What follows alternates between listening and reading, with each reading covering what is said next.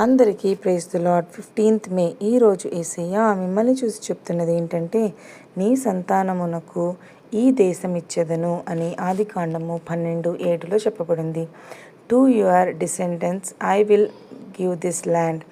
దేవుడు అబ్రహామును తన స్వదేశాన్ని విడిచి కొత్త దేశానికి వెళ్ళమని పిలిపించాడు. అబ్రహాము విధేయతతో దేవుని మాట విని ప్రయాణించాడు. కాబట్టి ప్రియమైన బిడ్డలారా, దేవుని పిలుపుకు విధేయత చూపాలి. ఆయన వాగ్దానాలపై విశ్వాసం ఉంచాలి.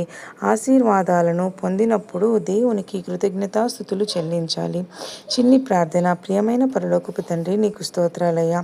నీ పిలుపును వినే హృదయాన్ని మాకు ఇవ్వుము తండ్రి.